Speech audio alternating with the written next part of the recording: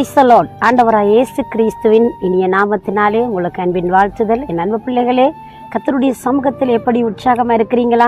தேவன் நல்லவராய் நம்மோடு கூட இருந்து நம்மை நடத்துகிற நல்ல ஆண்டவராய் இருக்கிறார். நீங்கள் எப்போவுமே சந்தோஷமாக இருக்கணும். நம்மளோட பெற்றார்கள் நம்ம எப்போவுமே என்ன சொல்லுவாங்க? நீங்கள் சந்தோஷமாக இருக்கணும், சமாதானமாக இருக்கணும், நீ நல்லா வரணும், நீ நல்லா இருப்ப அப்படி என்று வாழ்த்துறது தான் அவங்களுக்கு பிடிக்கும். அந்த மாதிரி நம்ம ஆண்டவர் நம்ம பார்த்து என்ன சொல்றார் பாருங்களேன். நாம தியானிப்போமா? லேவியராகமம் 26வது அதிகாரம் 44ஆம் வசனம் சொல்கிறது, நான் அவர்கள் தேவனாகிய கர்த்தர். இந்த கர்த்தர் என்ன சொல்லுகிறார்? நான் அவர்களை கைவிடவும் வெறுக்கவும் மாட்டேன். நான் அவர்கள் தேவனாகிய கர்த்தர். நான் அவர்களை கைவிடவும் வெறுக்கவும் மாட்டேன். நான் அவர்கள் தேவனாகிய கர்த்தர். பாருங்க, எவ்வளவு ஒரு அழகான வசனம். நான் அவர்களை வெறுக்க மாட்டேன், அவங்கள கைவிட மாட்டேன். இந்த வெறுப்பு என்பது பாருங்க, எப்பவுமே மனித வாழ்க்கையில அது ஒரு விரும்பத்தகாத ஒன்று. சில நேரத்துல நம்ம அதிகமா நேசிக்கிறவங்க இருப்பாங்க, நம்மளுக்கு பிடிக்காத ஏதோ ஒன்று செய்துட்டா நாங்க சொல்லுவோம், நான் இனி செத்தாலும் அவங்களோட வீட்டுக்கு நான் போக மாட்டேன், அவங்களோட முத்தத்துல நாங்க கால் மிதிக்க மாட்டேன், அவங்க நம்மளுக்கு தேவையே இல்லை அப்படி என்ற மனம் வெறுத்துதண்டா அவங்களோட உறவு உடைஞ்சிடும். அவங்களோட இருக்கிற நட்பெல்லாம் அப்படியே பாழாய் போய் அவர்களுக்கு நம்மளுக்கு எந்த சம்பந்தமே இல்லாம போய்விடும். அது எவ்வளவு நன்மை செய்திருக்கட்டும், எவ்வளவு பழகி இருக்கட்டும், எவ்வளவு கொடுக்கல் வாங்கல் செய்திருக்கலாம், எவ்வளவு நன்மைத்தனங்களை நாங்கள் பெற்றிருக்கலாம், ஆனா ஒரு நொடியில வர வெறுப்பு, ஒரு கசப்பு, ஒரு பிரிவினை அவங்களோட வாழ்க்கையில இருந்து அப்படியே முழுவதும் மறக்கப்பட்ட ஒரு கைவிடப்பட்ட நிலைக்கு கொண்டு வரும். ஆனா ஆண்டவரை பாருங்க, தான் படைத்த மக்கள் தன்னை சேவிக்காமல் தன்னை விட்டு தூரமாய் போன பொழுதும் ஆண்டவர் சொல்லுகிறார், நான் என் மக்களை நான் வெறுத்து கைவிட மாட்டேன் என்று நான் சொல்லுகிற காரணம், நான் கர்த்தர், நான் தெய்வம் என்றதை இந்த மக்களுக்கு ஆண்டவர் அழகாய் சொல்லுகிறார். பாருங்க, ஆதி ஆகமத்திலே நாங்கள் பார்க்கிற பொழுது தேவன் ஆதாம் ஏவாளை உருவாக்கி அவர்களை ஆண்டு கொள்ளும்படி அதிகாரத்தை கொடுத்தார். இப்படிப்பட்ட மனிதன் ஆண்டவர் எதை செய்யக்கூடாது என்று சொன்னாரோ அதை செய்தான். நீ இந்த விருட்சத்தின் கனியை நீ புசிக்கிற நாளிலே சாகவே சாவா என்று தேவன் ஏற்கனவே சொல்லிவிட்டார். ஆனால் அவர்கள் புசித்தார்கள், அவர்கள் பாவம் செய்தார்கள், தேவனிடத்தில் இருந்து அவருடைய உறவு துண்டிக்கப்பட்டது, அவர்கள் வெறுக்கப்பட்டார்கள். ஆனால் இரக்கமுள்ள தேவன் பாருங்க என்ன செய்தார் என்றால், எந்த மனிதன் தூரமாக்கப்பட்டானோ, எந்த மனிதனுடைய உறவு உடைக்கப்பட்டதோ, எந்த மனிதனுடைய நட்பு இழந்து போனதோ, தேவன் ஒலாவி தேடிக்கொண்டே இருக்கிறார். ஆதாமே நீ எங்கே இருக்கிறாய்? ஆதாமே நீ என்ன சூழ்நிலையில இருக்கிறாய்? ஆதாமே நீ எங்கே இருக்கிறாய்? தோட்டத்தின் நடுவில் தெய்வம் ஒலாவி பார்க்கிறார். அவனோடு உறவாடின தேவன் அவனை தேடி பார்க்கிறார். ஆதாமே நீ எங்கப்பா இருக்கிற, எங்க இருக்கிற அப்படி என்று சொல்லி ஆண்டவர் அவனை தேடி போனாராம்.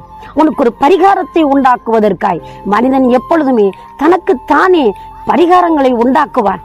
தற்காலிகமானவைகள் அவைகள். ஆனால் நிரந்தரமான பரிகாரத்தை உண்டாக்குவதற்கு அன்று ஆதி ஏதேன் தோட்டத்திலே மனிதன் தவறினான், தவறுழைத்தான். ஆனால் அந்த மனிதனுக்கு நீதிபரராகிய தேவன் அவருடைய நீதித்தன்மையில் இருந்து விலகவில்லை. ஆனால் நீதி செய்கிற அதே நேரத்தில் ஒரு பரிகாரத்தை உண்டாக்குவதற்காய் அன்றைக்கு ஒரு ஆடு அடிக்கப்பட்டு தோலுடை கொடுக்கப்பட்டது. அவன் பாவம் செய்து தான் நிர்வாணியாய் இருக்கிறது உணர்ந்ததும் அத்தி மர இலைகளினாலே தனக்கு ஒரு தற்காப்பை செய்ய நினைத்தான். அவன் மறந்து போனான், இது ஒரு தற்காலிகமானது, ஒரு சில நாட்களிலே அவைகள் எல்லாம் செயலிழந்து விடும் என்பதை மறக்க அவன் அங்கே நினைத்துக் கொள்ளவில்லை. என் அன்பு பிள்ளைகளே, அந்த மனிதனுடைய வாழ்க்கையிலே ஒரு விமோசனத்தை கொடுப்பதற்கு, மனுக்குலத்துக்கு ஒரு மீட்பை உண்டாக்குவதற்கு அன்றைக்கு ஒரு ஆடு அடிக்கப்பட்ட வண்ணமாய் எந்த மனிதன் இழந்து போன சமாதானத்தையும் சந்தோஷத்தையும் நிம்மதியையும் மீட்பையும் பெற்றுக் கொடுப்பதற்காய் ஆண்டவராகிய இயேசு கிறிஸ்து ஜீவ பலியாய் அடிக்கப்படுகிற ஆடாய் தன்னை அர்ப்பணித்தார். பாருங்களேன், காரணம் அவர் வெறுக்காம கைவிடாம அவனை நேசித்து தான் தெய்வம் என்ற அந்த இரக்கத்தை காண்பித்ததுதான் மேன்மையான விடயமாய் இருக்கிறது.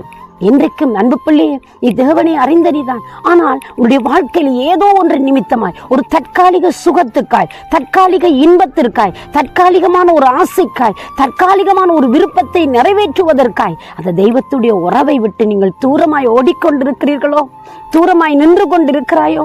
உறவே இல்லை, ஆண்டவரோடு பேசுவதே கிடையாது, ஆண்டவருடைய வார்த்தைகளுக்கு செவிசாய்ப்பதே இல்லை, ஆண்டவரோடு நல்ல உறவே இல்லை என்று சொல்லி எல்லாம் உடைந்து சிதைந்து போயிருக்கிறாயோ?